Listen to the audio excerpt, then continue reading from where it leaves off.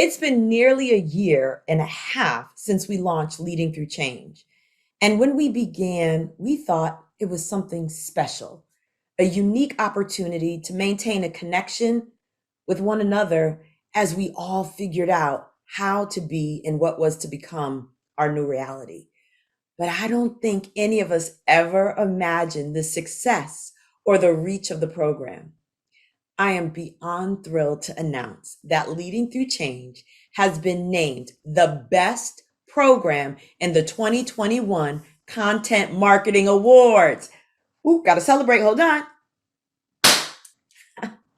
What an honor and what a privilege it has been to be a part of something so very special. Let me move this. Good morning. I'm Leah McGowan here, and welcome to another one of our episodes of Leading Through Change, a chance for you to hear from leaders who are doing their best to get through these challenging times and support their communities. Before I hand it over to my colleague, Amy Weaver, I want to preview the next hour. Amy will be interviewing U.S. Chairman and Senior Partner for PwC, Tim Ryan, to discuss leadership, the importance of building trust, and PwC's new strategy. After that, we'll see a demo by PwC. And then we'll be treated to a very special conversation and musical performance by Of Monsters and Men. Before we get to the next part of the show, I want to give a very special thank you to PwC for their partnership. We've all been told that 1 + 1 adds up to 2. But when a community of solvers comes together in unexpected ways, then it can be something greater. At PwC, it adds up to the new equation. Learn more at thenewequation.com. As we do every week on Leading Through Change, we want to uplift and empower others. With the pandemic still rearing its ugly head, we all have an urgent responsibility to act. Today, we want to bring the full power of our community to help in the fight against the virus. We are partnering with Go Give One to take steps to advance vaccine equity globally. If you can, please go to gogivone.org/coalition to join the effort today. Now it is my pleasure to kick it over to a conversation that Amy hosted the other day. Enjoy. Thanks, Leah. I am thrilled to be joined today by PwC U.S. Chair and Senior Partner, Tim Ryan. Tim, this is great. I've been looking forward to talking to you. There is so much for us to go over, but let's just start. We're going to talk about trust. We're going to talk about what you're hearing from CEOs around the world, but let's start kind of with a base question. In this new world, are you kind of an optimist or a pessimist? Thanks, Amy. First, it's great to be here with you. Thanks for the time, and to everybody, it's great to be with you. I, without a doubt, Amy, am an optimist. I will acknowledge, like, you look at our world over the last 18 months, it has been challenging. There are so many things going on when you think about COVID, changing work, loved ones, family members, what's happening around divisiveness around our country, and I will acknowledge those are out there. But when I look at the human spirit, when I look at the innovation that's happening, when I look at the entrepreneurship and the resiliency that people have showed and the compassion, I'm an optimist. Like, my money is on our world, my money is on our people, my money is on our future. And so I think it's okay to be vulnerable. I think it's okay to say there's days you get down, but I think there's so much more good than there is bad out there. And I'm excited about our future. My biggest regret is I wish I was 22 again, because I look at the opportunities out there around big things that people are going to solve, and we'll solve them. So I'm excited. Tim, I love hearing that, just that sense of optimism. I think there really is a feeling that we are emerging into a new world, and that we've got the opportunity right now to shape that, probably in a way that's never happened in our lifetimes.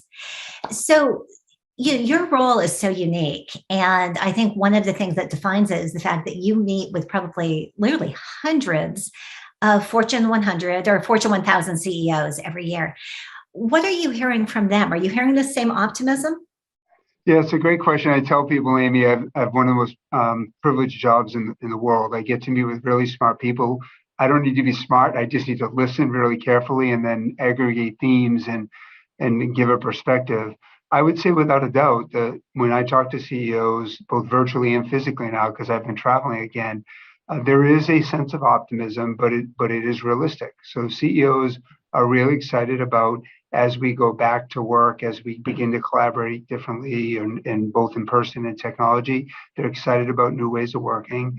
They're excited about the opportunity to take big issues like climate on. They're excited about the opportunity to see what globalization 2.0 looks like. So I would say, without a doubt, they are optimistic, but I would say maybe more importantly, they're excited to lead a different way. Many CEOs realize that the way they led in the past, like all in the office, maybe a little bit more top down, they know that's changing. And I think they're excited about trying a new way. They're excited about hybrid work models. They're excited about better well-being. They're excited about putting more power in the employees' hands and letting them innovate and solve these problems and go after it. So I would say it's a little bit of nervous excitement, but there is excitement and opportunistic opportunities for people out there right now. So let's talk more about PwC and specifically how you see that changing your world. And I know you recently unveiled a new strategy, which I believe is the new equation. Yes. Right? Yep. What is the new equation, and how do you see this influencing where PwC goes over the next decade? Yeah, Amy, thanks for asking. I'm really excited about the new equation. If I take you backwards, every 10 years, we look at our strategy and ask ourselves, is it fit for purpose? We begin relooking at our strategy as we would every 10 years before COVID. And I think that's an important point. Before COVID, we talked to thousands of our clients. We talked to hundreds of investors, stakeholders, regulators, people on the street, academics, and we asked them where do they see the world is going. And when we had those discussions, two big topics came up at the end of the day. And then COVID did nothing but accelerate those two topics. But the two big topics that came up, one is what we call trust. Like it was very clear that when we talked to those different stakeholders, that there will be a premium placed on being trusted, being trustworthy, and frankly, a big price to pay if you're not trustworthy. And we'll talk about what that means maybe in a second. But it was very clear that the issue of trust was on people's minds, in businesses' minds, employees' minds, investors' minds, customers' minds. And the other big one is sustained outcomes. Like our world is competitive. Like companies operate, they compete for capital, they compete for talent, they compete for investment, they compete for debt ratings. And if a company isn't in this transformation that the world is going on, transformation around technology, transformation around digital, if a company is not successful in that transformation, they run the risk of not producing the returns that are the price of admission with investors. So for us, New Equation is about two things: helping our clients with trust and helping our clients with sustained outcomes. And that's what we're focused on. And that will drive our strategy going forward, where we invest, how we develop our talent, the types of talents that we need, our transparency, and how we behave as a firm. I love how you described kind of fit for purpose as your starting lineup. At Salesforce, we talk a lot about relevance. Yes. How in this new world do we ensure that what we're doing is absolutely the most relevant thing for our customers and making sure we're meeting their needs? But I want to go back to the word trust. So. I found the last 3 or 4 years, there's been a growing sense that trust is what matters most to people and really for companies. It has shifted. If you look at the Edelman survey over years, people are really looking to companies to be their trusted partner, to learn how to be a trusted enterprise. But I do find that people use the term trust very differently. How are you defining trust? What do you think of when you want to be a trusted company or a trusted partner? Amy, it's such a great question, and it's in the eye of the beholder. I'll give you my perspective. And the first thing I would say is I am massively proud of the business community for what they've done through COVID over the last 18, 19 months. And I think it is important to acknowledge the businesses stepped up. They took care of their employees. Many got their employees safe, whether they had to keep working because they were essential workers, and they found ways to do it safely. They invested in safety and distancing and training and new policies, new procedures, medication, testing. And we kept, in the United States, over 60 million workers safe in manufacturing and banks and consumer packaged goods companies, utilities, hospitals, did such a great job. And for those like PwC and Salesforce, we brought our people home safely. We leveraged technology and met our clients' needs, and we did it digitally and kept people safe. And I think one of the reasons businesses are the most trusted institution under Edelman is because business is stepping up. Now, with that as a backdrop, what do I think trust is? As one person who gets the privilege to listen to a lot of other people, I think trust is about doing what you say you're going to do on all fronts. Now, that should not be confused with being perfect. Like, trust, in my view, does not equal being perfect. So let me give some examples.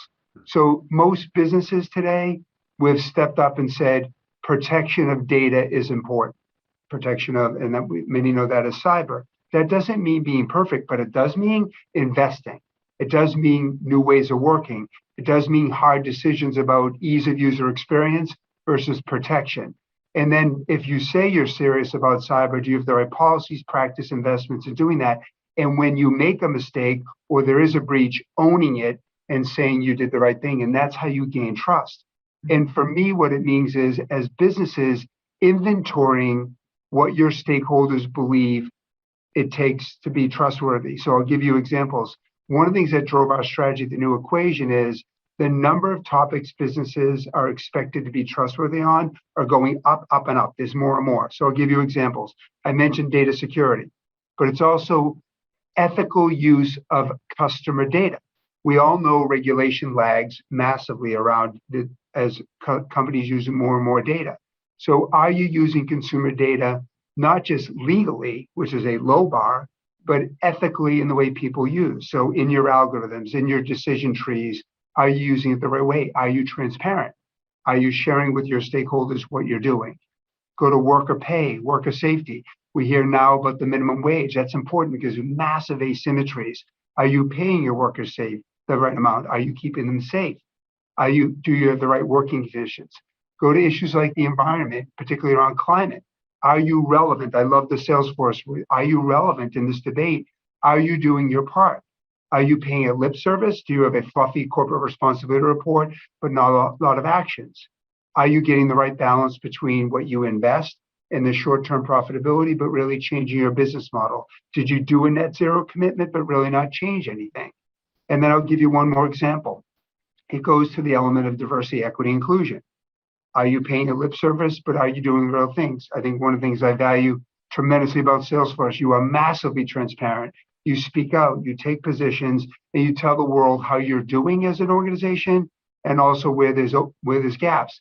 PwC, we're the same way. Just by coincidence, on the date of us shooting this, tomorrow we come out with our second annual DEI report, and I'm happy to say that Salesforce inspired us to show more and more around what we're doing well, but more importantly, where we have room to go. All of those are elements around today, how our different stakeholders describe trust. And that will change tomorrow, next week, 2 weeks from now, there'll be another element, and it's up for us to acknowledge that, study it, show where we are, and then take actions to close the gap on any one of those topics. That's terrific. I love the broad view of trust, but I love that it comes down to doing what you say you're going to do. And whether that's living by your values, supporting your employees, so many different areas where that's absolutely critical. What do you think it is about this current time that is making trust so important? I know, Anya, the new equation is hyper-focused on building trust. Why do you think trust is so important, particularly today and in today's business climate? Yeah, Amy, it's a really important question. And maybe if I can frame up, when we did our new strategy, we looked at a number of forces driving our world. And we have a framework that we call the ADAPT framework. Mm-hmm. And the ADAPT framework it can be depressing, but then I'll bring us up and why I think it gives us a great opportunity. If you look at our world today, there is massive asymmetries that exist in our world today.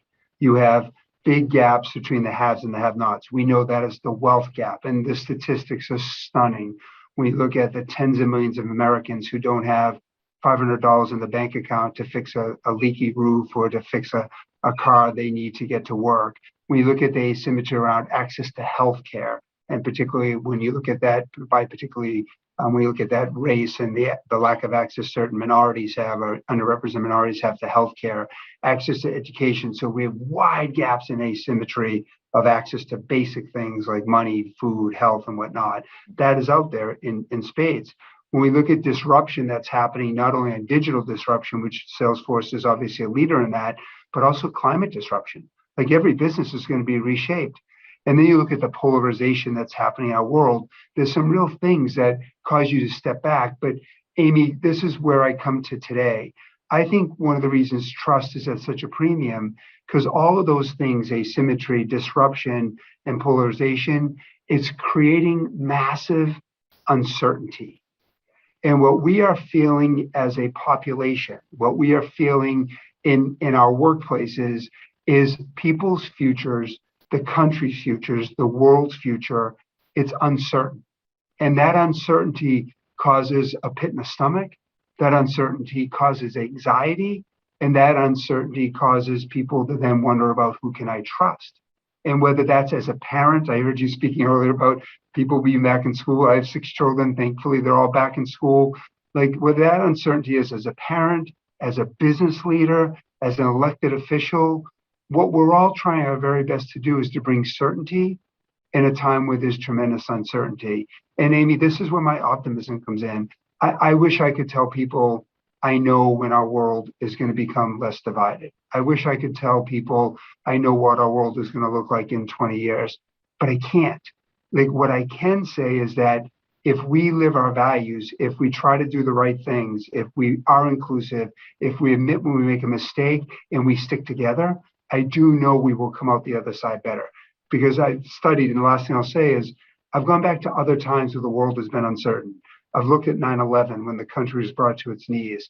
I looked at the financial crisis where the emotion of the day was anger and finger pointing. And we got through that by those same principles. And I feel like we're in one of those moments where we can, as the world changes, we can help address this uncertainty head on. You've hit on so many things, but I want to go back to something you said about how this makes us lead. How do we lead in a way that inspires trust, that also gives people confidence, gives them some of this optimism that you expressed at the beginning. And I know PwC recently announced the creation of a Trust Leadership Institute.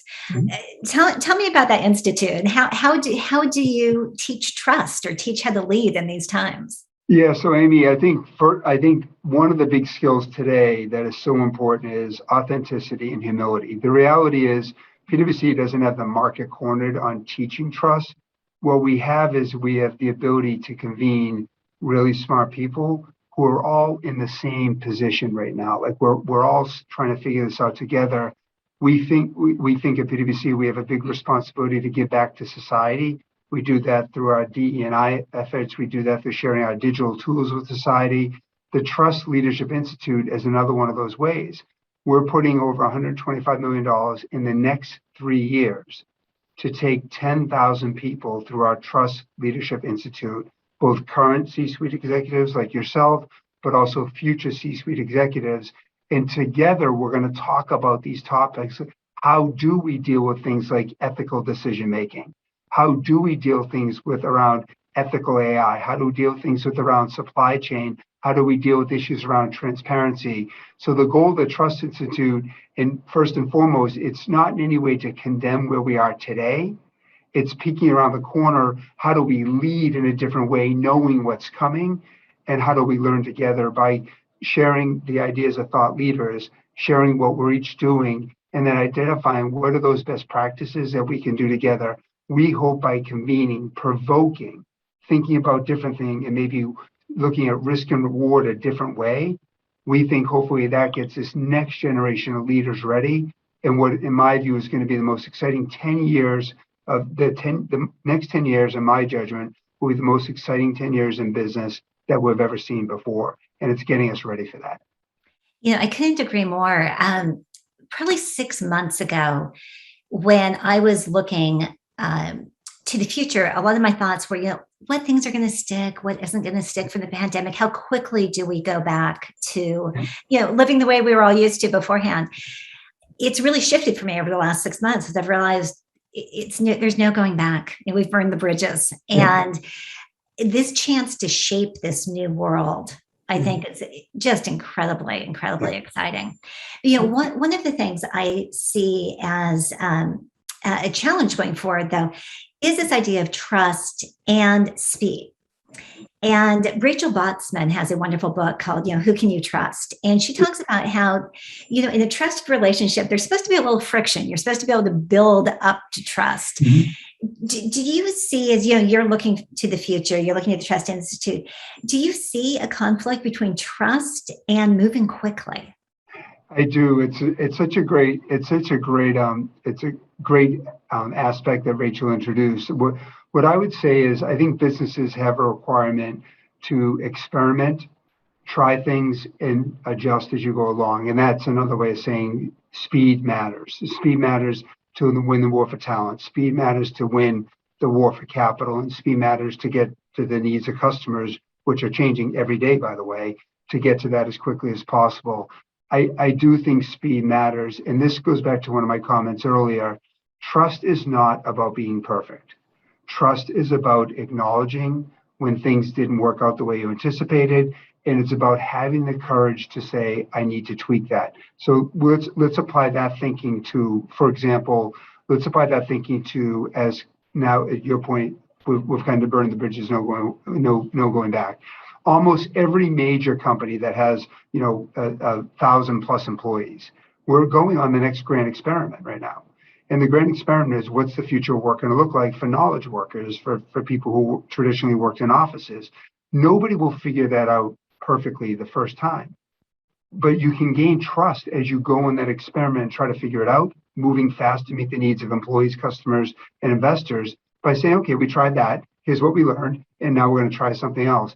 I think as you go through that, you earn the trust with your stakeholders without sacrificing the speed that is just a necessity in today's business world, which is why things like communication, transparency, agility are such important skills going forward. Well, as we're talking about shaping a new world, it's fun to see so much of this leadership coming from PwC. I think you've had such an incredible past, being rooted in your history with accounting and tax and consulting. Yet you are continuing to kind of reinvent yourself along the way, moving to new products into the technology space. Do you see that as giving you, a new lease on this new world, or particular expertise in how other companies can evolve? Yeah, it's funny. I look at our firm, the firm that I joined 30 years ago, and it's virtually unrecognizable, except for the baseline culture that we've had. Like, the baseline culture has evolved, but the baseline culture of doing the right thing, leading and not following, and really caring for people with compassion, that hasn't changed. What's changed over the last 30 years, and certainly over the last 5 or 6 years, is the talent and the capabilities that we've been able to bring in that force our thinking differently, whether it be digital, whether it be people around the environment, on topics of trust. Those people are really pushing us. And it is something that I'm excited about, because the way you survive, we're 160 years old. The way you survive is you are constantly remaking yourself. The world doesn't stay still. And as the organization that is constantly listening to its customers, in our case, clients like Salesforce and thousands of others, if you are listening to your customers and you're humble enough to know what they're really saying and willing to adapt, you're always going to stay on top. And so for me, that's what gets me excited. Our customers, our clients today are telling us, trust is important, help us get there. At the same time, we need to be competitive, help make sure we are going competitive. Amy, if there's one word that I think is important over the next 10 years, is transition. Like, the world is transitioning. We're transitioning to a different way of interacting with employees. We are transitioning to a different environment where we're way less reliant on carbon. That transition is going to be exciting. It's going to be messy. It's going to be bumpy. But boy, oh boy, is it going to be rewarding. And I think the transition over the next 10 years is what has me massively excited as we go on that together. Well, Tim, I have just loved talking to you about this. You've left me with an incredible sense of optimism about the future. I've also loved, as you've described it, it makes me think of Salesforce. We talk about our values as trust, customer success, innovation, and equality. And I think everything that you've described about PwC and your view of the future sums those four up beautifully as well. So thank you very much for being here today. And I'm going to kick this back over to Leah. So, Leah? What a great conversation. Thanks, Amy and Tim. Now, I'd like to share a demo that shows the power of digital enablement and how it can help your business.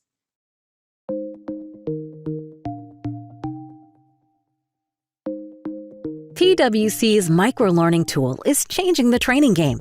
This creative tool allows a curriculum to be broken down into bite-sized learning bursts, delivered through a variety of engaging learning units that can be tailored to the user's role, their interests, and individual learning needs. Our Insights to Enablement microlearning tool is a quick one-stop shop where your users can complete learning units in 1 to 3 minutes a day, right on their Salesforce homepage. Microlearning allows you to tailor learning journeys to different roles. For example, if you have a sales team and a finance team that you need to train on the system, you can design learning journeys that include Salesforce Basics learning units for both teams, and then sales and finance specific learning units for each respective team. This allows you to reuse learning materials that apply to multiple user groups, while also delivering relevant materials to your teams based on how they use the system. There are 7 different types of learning units, including video, quick tips, job aid, knowledge check, quiz, pulse check, and calibration. There is no limit to the number of units that you can plug into your curriculum, and you can configure the learning units however you feel best aligns with the user's learning journey. Learning units make up a module, that is, a week's worth of learning units, and modules make up the learning journey you can assign to a role.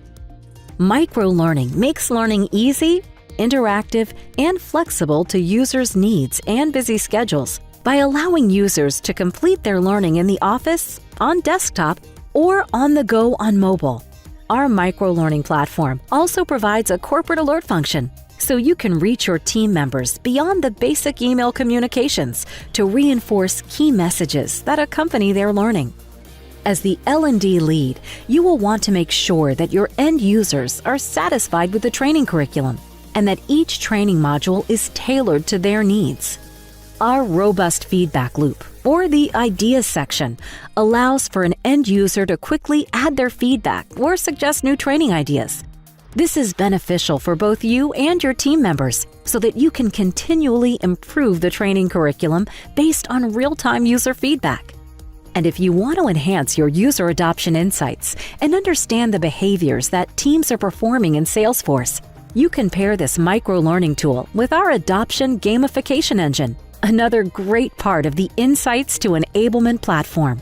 Click on the CIO persona to learn more about the insightful dashboards that showcase your user data in ways you have only imagined.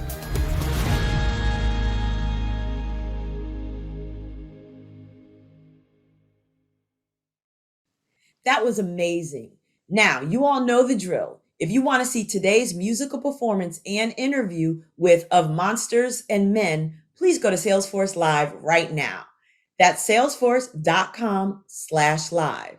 So if you're watching us on Twitter, head on over to Salesforce Live right now. Salesforce.com/live. We'll be waiting for you.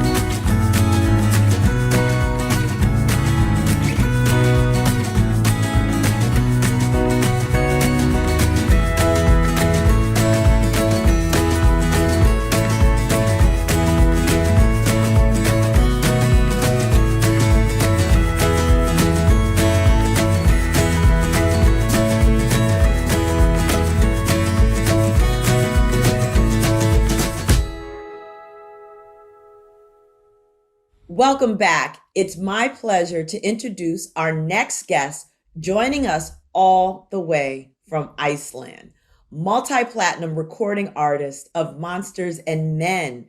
Welcome to Leading Through Change.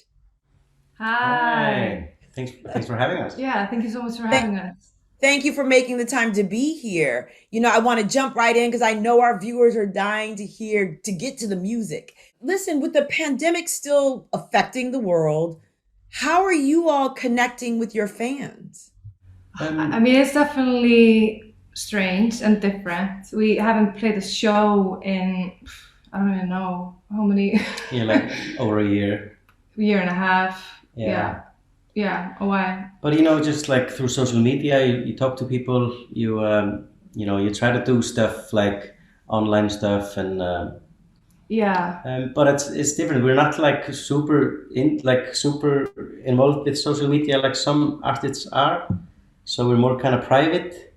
So you definitely lose a bit of touch. But yeah, but I think like for us now this time we've been writing a lot and just kind of spending time at home and just kind of getting inspired for future stuff. Yeah.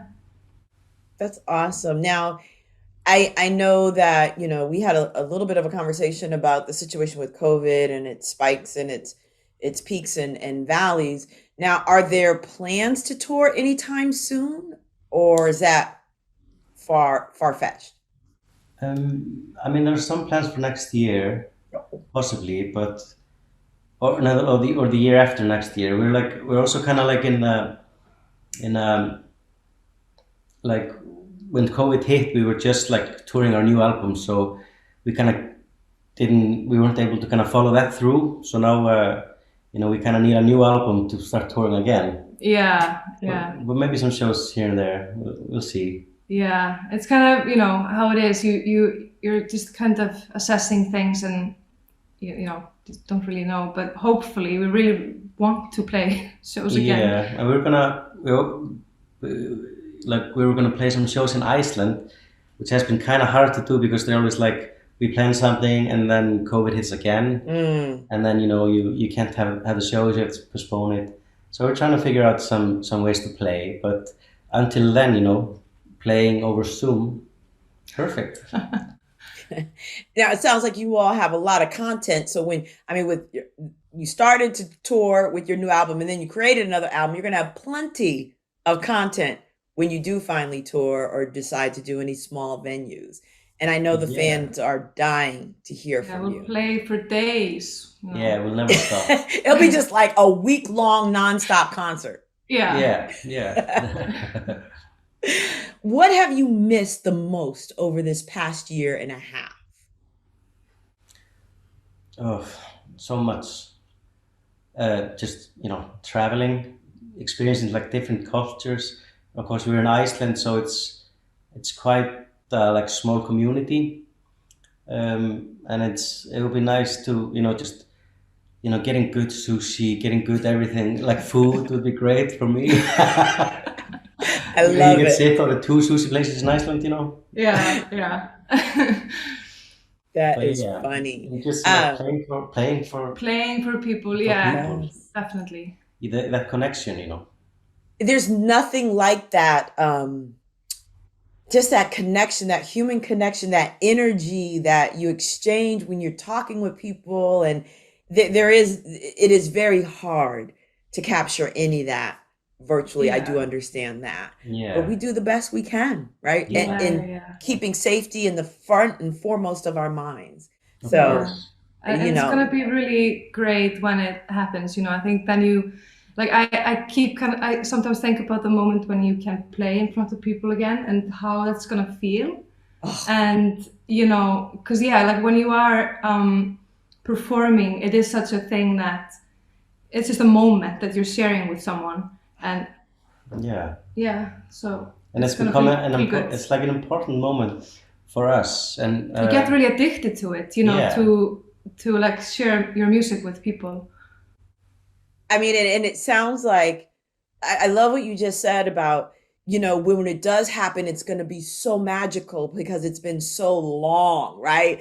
And I hope it's not like how you hadn't you're so hungry and then you finally eat and you're just like ravaging, but like you're gonna pour so much into the audience. Like I hope they are prepared to receive, because you have a lot to pour into them. It's gonna be amazing. Yeah, and I think it's gonna be similar for like people that haven't been to shows for a while. They're Yes. gonna be very ready to participate, and I think people mostly just be like us. You just maybe appreciate stuff more. Yeah. Because I did go to my friend was playing a show in Iceland. It was in a record shop, and there weren't that many people, but I hadn't been to a show in like a year or something. Yeah. And I just had this like, oh yeah, that this is so magical, and people were so in it. They were just like singing along, and it was very like intimate and great. That's wonderful. To your point, it makes you appreciate those things that you haven't been a part of, or sometimes we often would take for granted. Yeah. Speaking of appreciation, 2021 is the 10-year anniversary of the My Head is an Animal album. What are your special plans? Any special plans? Ooh, we'll definitely be releasing something, to celebrate that. Yes. So later this year we'll have something out that to celebrate that. We're very proud to be 10 years old. Well, as a band, we formed in 2010, right? 2009. Yeah, so we're a little over 10. See, it's been such a long time. Yeah, that's a decade. I could get gray hairs in my beard now. Didn't have that 10 years ago, so. Had no idea that you would be celebrating the anniversary of it, right? Like, wow. Yeah. And you're going to be celebrating the next one. You actually came out with a new song, Destroyer, just a few months ago. And we're all dying to know, does this mean there's a new album on its way with this? There won't be a full album with Destroyer on it. So that's like it's not a part of our next album. But Destroyer is it will be a part of something. We are very cryptic. Yeah.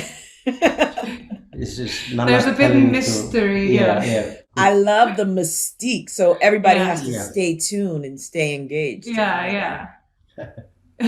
Keep people on their toes, Yes. Got to keep them interested, keep them coming. I love it. Yeah.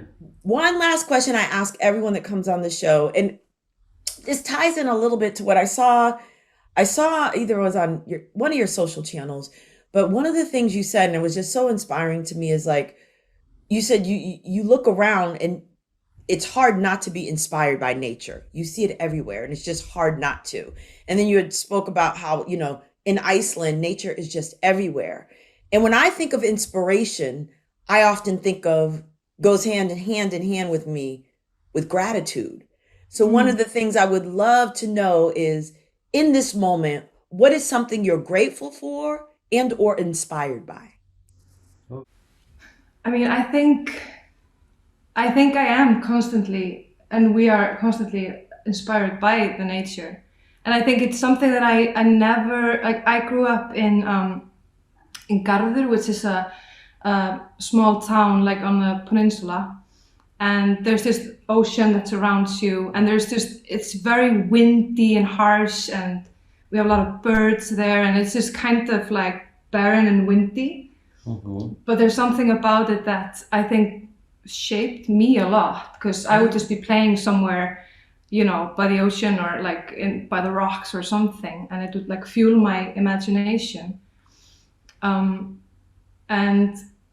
I think like when we wrote our first album, we would get asked this a lot, like, are you inspired by Iceland? And I don't know, it felt maybe so like, it's like such a big part of us that you didn't quite like recognize it in ourselves. I think looking back at it more, I think we understand it more, how we're shaped by these surroundings. And we were just taking a trip, like we went to the West Fjords in Iceland, which is just super tall mountains, and like, it's just like, it's like being on Mars or something.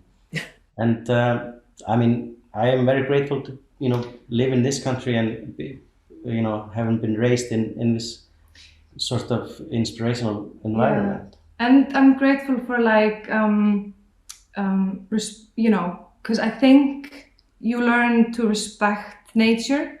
You're kind of afraid of it. It's like when the fishermen are like very afraid of the sea, but they're also like they respect it because it gives them something. It takes, and it gives. And I think that is very much what we are brought up believing, and I'm grateful for that. Oh, I love that. I love what you said is I'm so grateful for being brought up in an inspirational environment.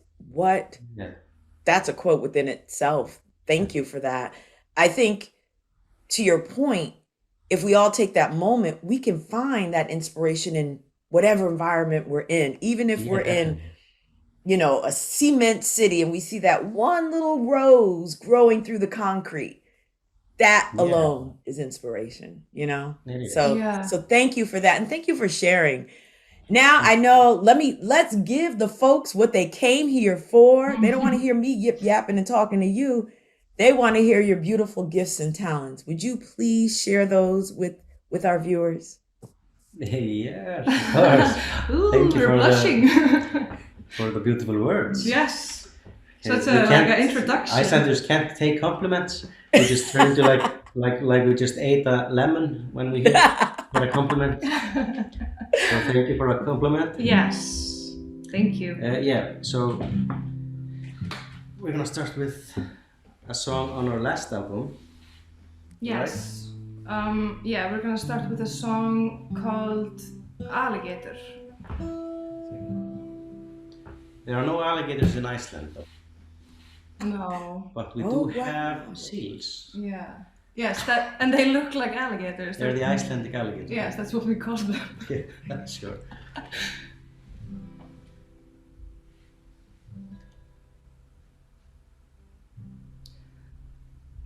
I see color raining down, feral feeling swaying sound, but I don't know what you want. I am open, I am restless. Let me feel it out, let it all come out. Wake me up, I'm fever dreaming, and now I lose control. I'm fever dreaming. Shake it up, it's just what I'm feeling, and now I take control. I'm fever dreaming.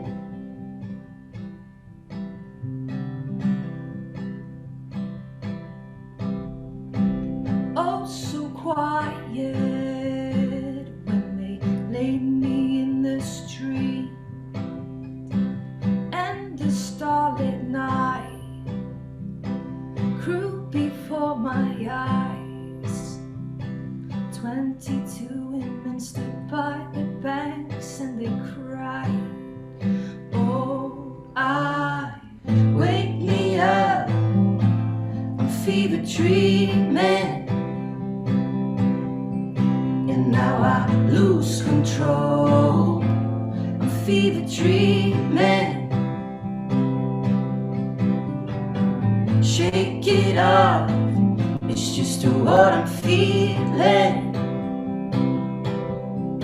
and now I take control. I'm fever dreaming. I'm fever dreaming. I must be fever dreaming. I'm fever dreaming. So we're gonna play a song next that you mentioned in the earlier. In the earlier in times. the earlier days. Yeah. And so yeah, it's a new one, and it's called Destroyer. Yeah, and we haven't really played this No, much. I think this should be like the debut performance, right? No, we played it once. Oh, okay. Sorry. Not that special. Okay. Oh, oops. But if I'm just like building a cushion for us if we mess it up. Right. Okay. I was going for that. I want to be king of my body and mind. Gravity, let me go. Before it bruises and blackens me and you, bury me in the glow. And I find sorrow in idle minds, solace in being heard. You better run, boy, run, but be afraid. Cry, boy, cry, don't play the game. Gravity holds me down, and it's taking over. I call everywhere, oh, I cry out. You're my destroyer. I call everywhere, oh, I cry out.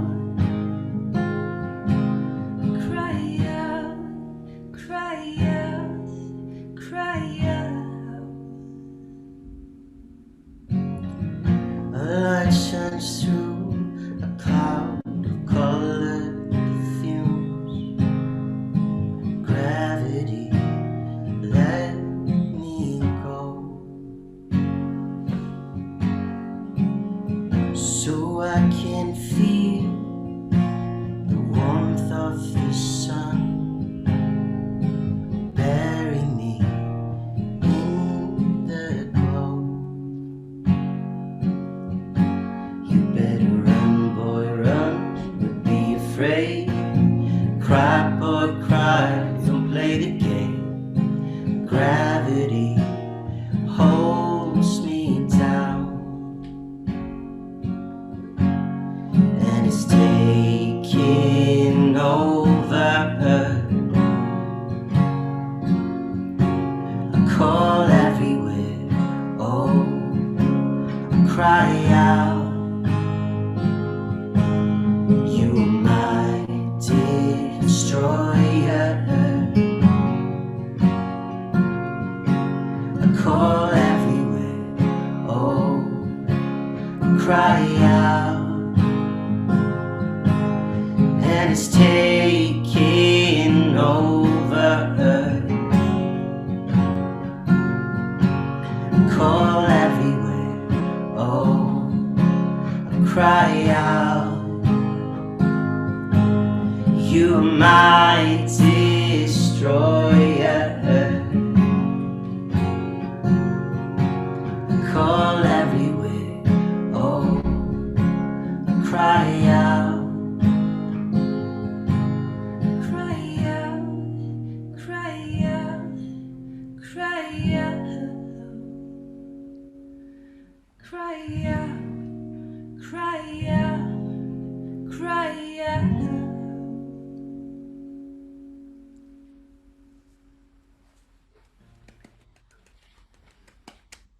All right. Yeah, so that was Destroyer. Yes.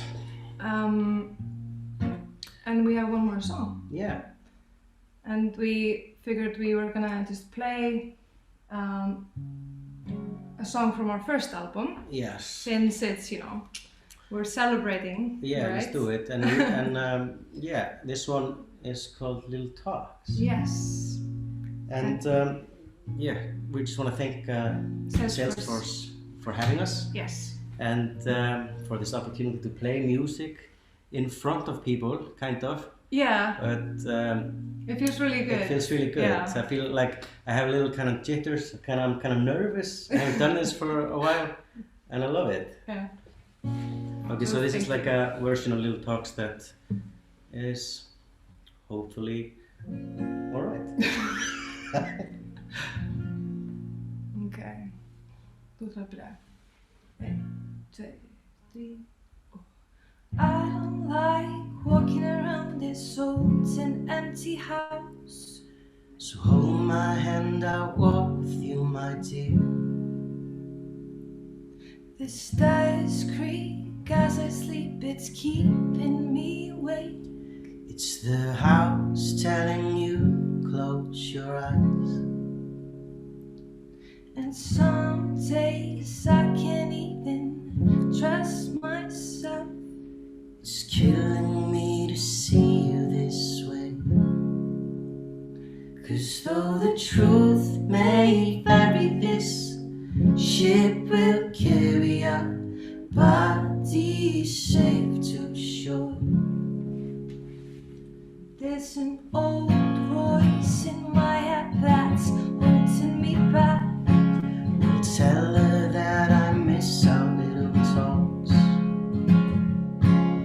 Soon it will be over and buried with our past. We used to play outside when we were young and full of life and full of love. Some days I feel like I'm wrong when I am right. Your mind is playing tricks on you, my dear. 'Cause though the truth may vary, this ship will carry our bodies safe to shore. Don't listen to a word I say. The screams all sound the same. Though the truth may vary, this ship will carry our bodies safe to shore. You're gone, gone, gone away. I watched you disappear. All that's left is a ghost of you. Now we're torn, torn, torn apart. There's nothing we can do. Just let me go, we'll meet again soon. Now wait, wait, wait for me. Please hang around. I'll see you when I fall asleep. Don't listen to a word I say. The screams all sound the same. Though the truth may vary, this ship will carry our bodies safe to shore. Don't listen to a word I say. The screams all sound the same. Though the truth may vary, this ship will carry our bodies safe to shore. Though the truth may vary, this ship will carry our bodies safe to shore.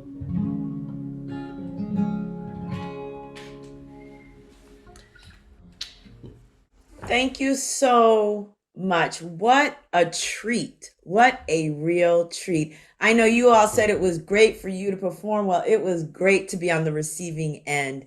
And thank you for that beautiful gift. Just amazing. Thank you. Thank you. Be safe and stay healthy out there in Iceland. And one day we'll be doing this face to face. Yes. And I'll be right in the front row. Yes. Very excited. Can't wait. Thank you. All right. That was amazing. Thank you so much. As we wrap up, I want to give another special thank you to PwC for their partnership and for sponsoring this episode. One more reminder, join Salesforce and our partners in advancing vaccine equity globally. Please go to gogive.org/coalition to join the effort today. Now we'll be back with our next Leading Through Change on Thursday, October 14th, Pacific Time. Please join us then. Until then, please take care of yourself and each other.